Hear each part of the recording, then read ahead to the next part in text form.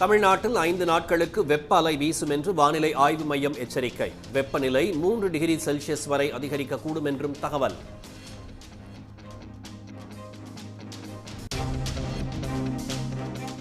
பறிமுதல் செய்யப்பட்ட சுமார் 5 கோடி பணத்தை விடுவிக்க IAS அதிகாரியை தொடர்பு கொண்ட பாஜக வேட்பாளருக்கு சிக்கல்.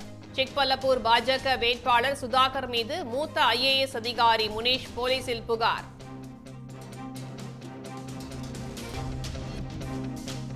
கொடைக்கானலில் குவிந்த சுற்றுலா வாகனங்களால் கடும் போக்குவரத்து நெரிசல். உதகையிலும் சாலையில் வரிசை கட்டி நிற்கும் வாகனங்கள்.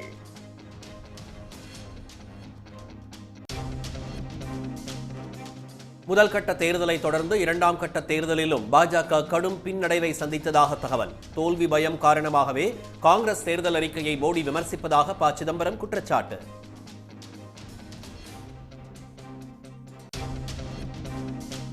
கர்நாடகத்திற்கு வறட்சி நிதியாக 3454 கோடி ரூபாயை விடுவித்தது ஒன்றிய அரசு. கர்நாடகத்தில் முதல் கட்ட வாக்குப்பதிவு பாஜகவுக்கு சாதகமாக இல்லை என தகவல் வெளியான நிலையில் நிவாரணம் விடுவிப்பு.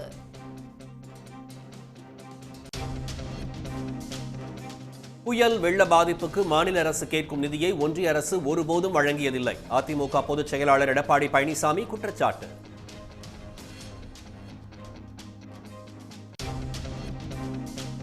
சென்னை மெட்ரோ ரயில் 2ஆம் கட்ட பணிகளுக்கு 3 ஆண்டுகளாகியும் ₹1 கூட நிதி ஒதுக்காத ஒன்றிய அரசு. மாநில அரசின் நிதியை கொண்டு மட்டுமே பணிகள் நடைபெறுவது தகவல் அறியும் உரிமை சட்டம் மூலம் உறுதியானது.